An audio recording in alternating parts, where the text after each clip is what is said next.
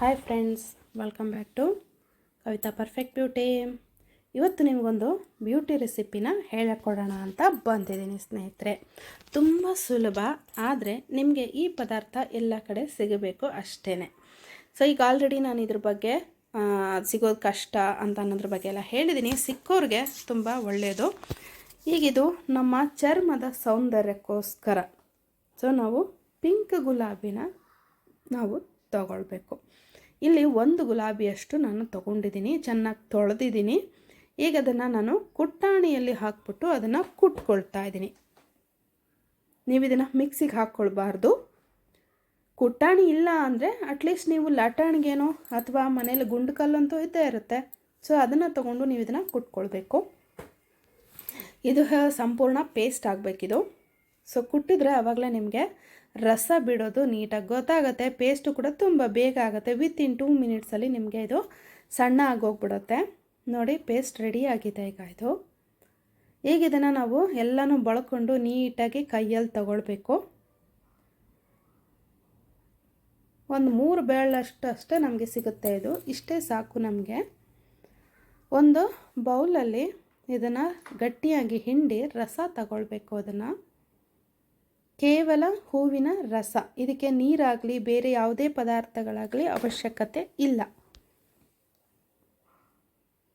ಗಟ್ಟಿಯಾಗಿ ಹಿಂಡಿದಷ್ಟು ನಮಗೆ ಒಂದು ಚೂರು ವೇಸ್ಟ್ ಆಗದಂಗೆ ನಮಗೆ ಗುಲಾಬಿ ರಸ ಸಿಗುತ್ತೆ.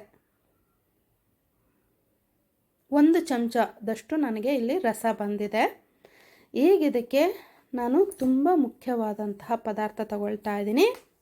ಅದು ನಮ್ಮ ಉತ್ಪನ್ನದಲ್ಲಿ ಸಿಗುವಂತಹ GL ಗ್ಯಾನೋಸಿಲಿಯಮ್ ಅಂತ. ಸೊ ಇದನ್ನು ನಾನು 2 ಕ್ಯಾಪ್ಸುಲ್ ತಗೊಳ್ತೀನಿ. ಈ ಥರ ಕ್ಯಾಪ್ಸುಲ್ ಇರುತ್ತೆ. ಈಗ ಇದನ್ನು ಓಪನ್ ಮಾಡಿ ಸ್ಪೂನಲ್ಲಿ 2 ಕ್ಯಾಪ್ಸುಲ್ ಓಪನ್ ಮಾಡಿ ಹಾಕಿದ್ರೆ ನಮಗೆ 1 ಸ್ಪೂನು ಲೆಕ್ಕ ಬರುತ್ತೆ. ನಮ್ಮ ಸ್ಪಿರುಲಿನಾ ಪೌಡರ್ ಸ್ಪೂನ್ ಇದು. ನಿಮಗೆ ಇದು ಇಲ್ಲ ಅಂತಂದರೆ 2 ಕ್ಯಾಪ್ಸುಲ್ ಲೆಕ್ಕ ತೊಗೊಳ್ಬಹುದು. ಪೌಡರ್ ಬೇಕಿದ್ರೆ ಪೌಡರು ಸಿಗುತ್ತೆ, ತೊಗೊಳ್ಬಹುದು. ಆದರೆ ಈ ಗುಲಾಬಿನೇ ಎಲ್ಲ ಕಡೆ ಸಿಗೋದು ಕಷ್ಟ. ಸೊ ಈ ಗುಲಾಬಿನ ನೀವು ಸಿಕ್ಕಂಥವ್ರು ನೀವು ತುಂಬ ಸುಲಭವಾಗಿ ಉಪಯೋಗಿಸ್ಕೊಳ್ಬಹುದು. ಸಿಗದೇ ಇದ್ದಂಥವರು ಕನಿಷ್ಠ ಅದನ್ನು ತರಿಸ್ಕೊಂಡು ನೀವು ಯೂಸ್ ಮಾಡ್ಕೊಳ್ಬಹುದು. ಈಗ ನೋಡಿ, ಇದು ಗಟ್ಟಿಯಾಗಿ ಪೇಸ್ಟ್ ರೆಡಿಯಾಗಿದೆ. ಪೂರ್ತಿ ನೀರಿರಬಾರ್ದು.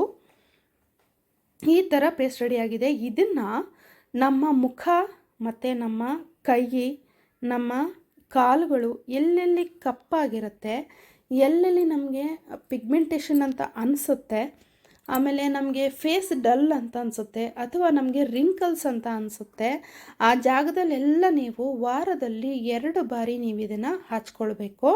ಹಚ್ಕೊಂಡ್ಮೇಲೆ ಹೇಗೆ ನೀವು ಇದನ್ನು ಸರಿಯಾದ ರೀತಿಯಲ್ಲಿ ನೀವು ಇದನ್ನು ರಿಸಲ್ಟ್ ತಗೊಳ್ಬಹುದು ಅಂತ ಅನ್ನೋದ್ರ ಬಗ್ಗೆ ತಿಳ್ಕೋಬೇಕು ಅಂತಂದರೆ ದಯವಿಟ್ಟು ನಾವು ನಡೆಸುವಂತಹ ಕ್ಲಾಸ್ಗೆ ಅಟೆಂಡ್ ಆಗಿ ಸ್ನೇಹಿತರೆ. ಯಾಕೆಂದರೆ ಇಲ್ಲಿ ಎಲ್ಲ ಸ್ಕಿನ್ನು ಒಂದೇ ಥರ ಇರೋದಿಲ್ಲ.